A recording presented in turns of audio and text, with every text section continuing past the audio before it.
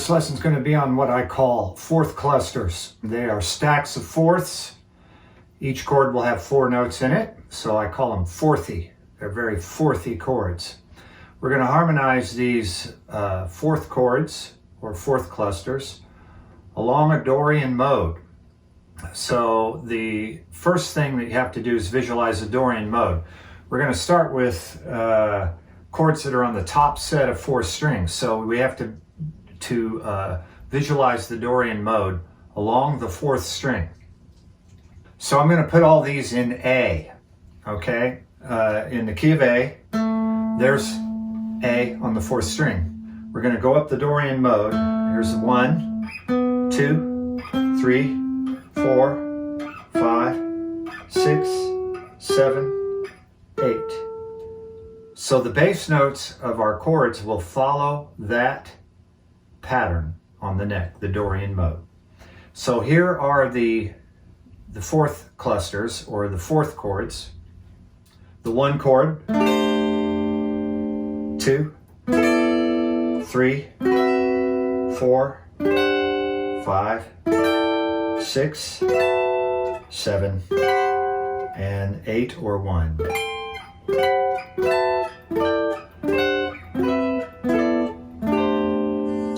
We need to go backwards from 1 as well. So here's 1, or 8, 7, 6, 5, and then 4 would be here with open strings.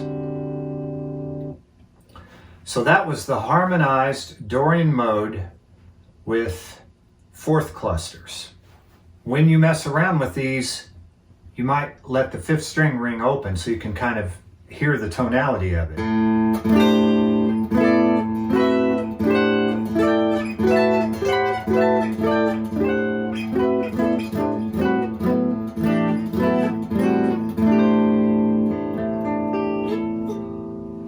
So you hear that? Now, in order to make this really functional, we've got to do the same thing on the inside set of 4 strings. So starting with the 1 chord on the inside set, the A string would be the open 1. That's 1 chord. 2, 3, 4, 5, 6, 7, and 8 is 1.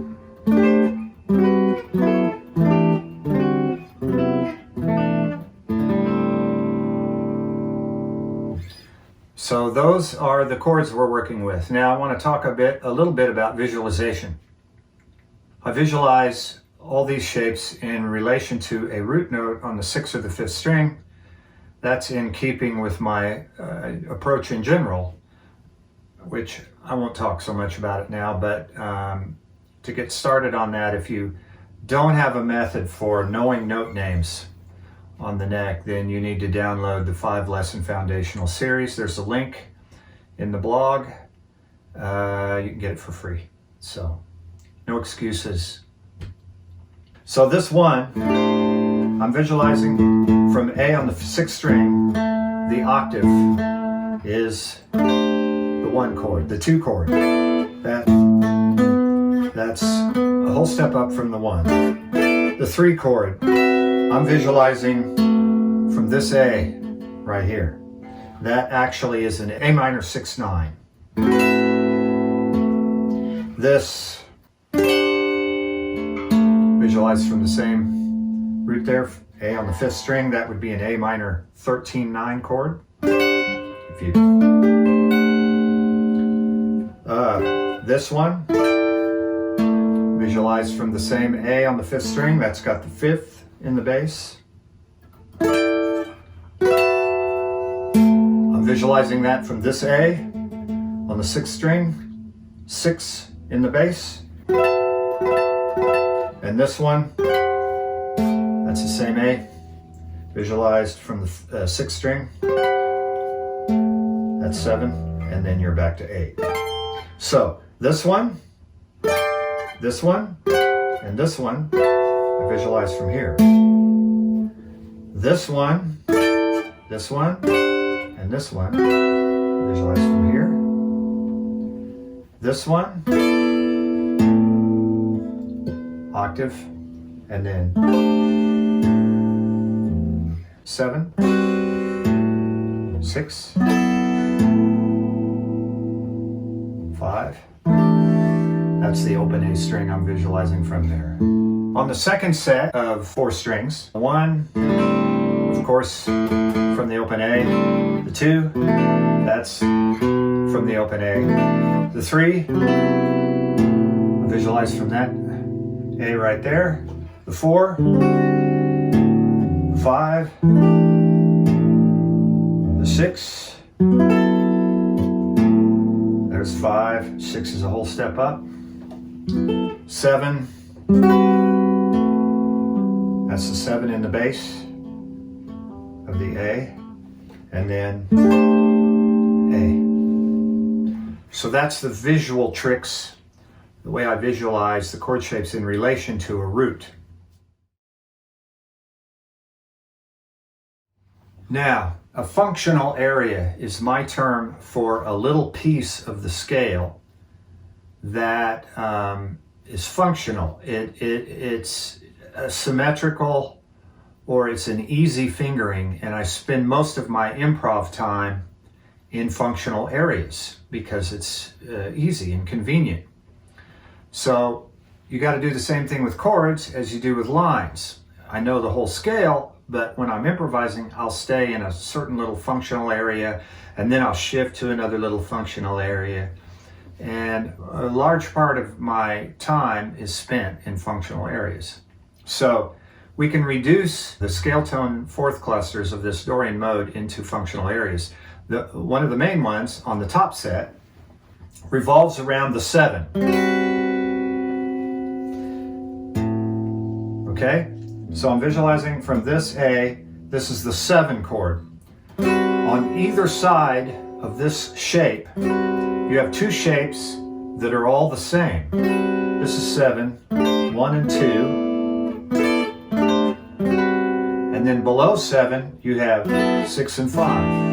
6 and 5 and 1 and 2 are the same shapes. So you have the 7 chord right in the middle of this area. Okay? With the open A string ringing.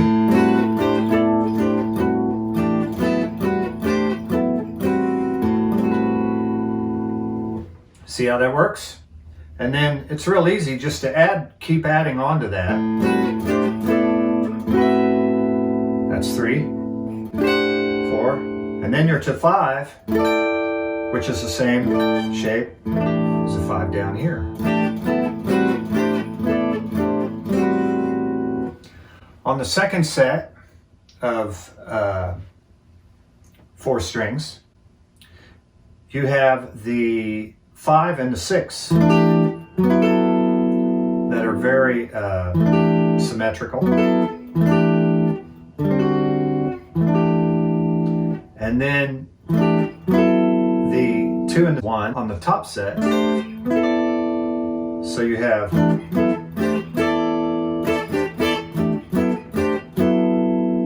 if you listen to the top note,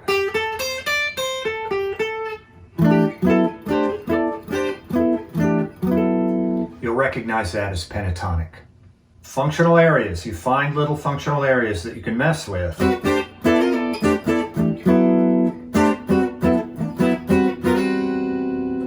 Like so. Another exercise that I've found to be helpful is to group the string sets into pairs. For instance, you go from second set of 3 to first set of 3 and back in pairs of these. So I would start with 3 in the key of A.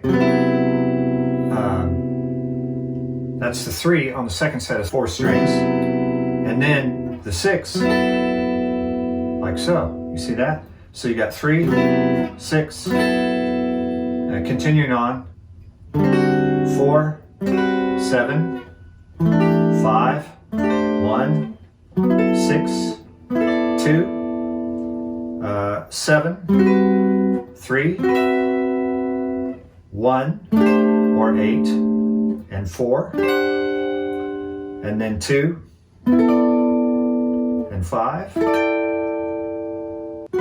there's 6. So you have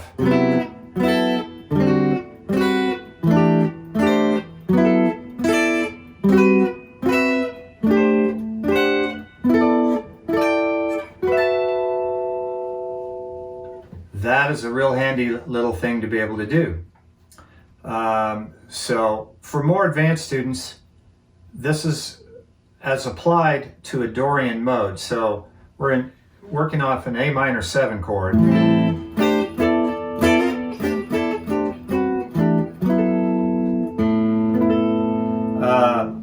If you know modal theory, you'll understand how you can multiply this by 7. If you're in A Dorian, that's the same thing as G major. So these same chords in the same sequences could be done over a G major chord, A minor, in which case you'd be Dorian, B minor would be Phrygian, C major would be Lydian, D7 would be Mixolydian, so on. 6 is Aeolian, that would be minor. 7 is Locrian, that would be half diminished. So you can get 7 times the function out of just what I've shown you here today if you understand modal theory.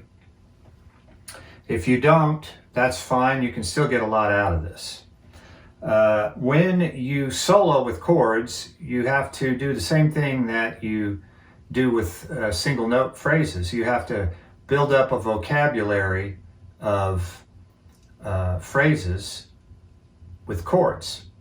So that takes a lot of noodling, a lot of repetition, and a lot of just messing around with it, getting melodic phrases or melodies memorized or stuck in your head. One evidence that you've done this is that you can sing what you're playing. La, la, la, la, la, la, la, la, la, la. You see what I'm saying? I can hear what the top note especially, which is the melody, is going to be. And so that's a lot of noodling, and that's where functional areas come in very handy. Boo-ba beep ba, ba boo boo beep ba. So that's your Dorian scale tone fourth clusters there. That's a lot of stuff, and you can spend a lot of time messing around with that. When I chord solo, I don't just limit myself to these Dorian scale tone fourth chords. I include everything I know, which would be triads and all their inversions, and 7th and 9th and 13th chords and all their inversions and alterations, and substitutions, passing chords, all kinds of stuff. Anything that you do with single lines, you can do with chords if you just know. Also, you can slur things as an inflective device,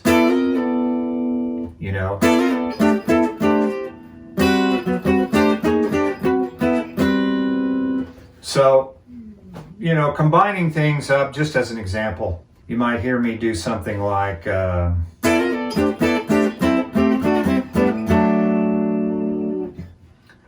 if I was to deconstruct all that, the first part of it,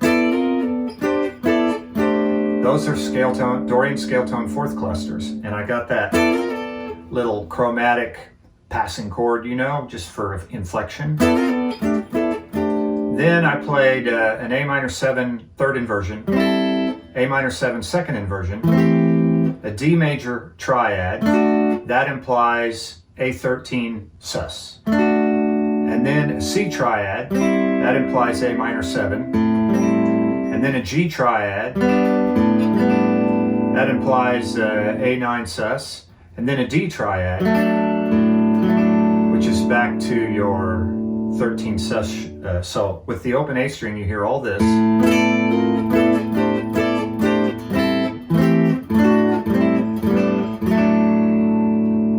All that was on an A minor 7 chord.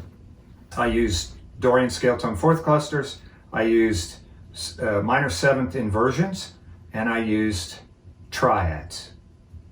all on that one, in that one phrase. So that's an example how you can mix things up. But the Dorian scale tone fourth clusters are a very usable and significant aspect of what I do when I chord solo. We'll see you the next time.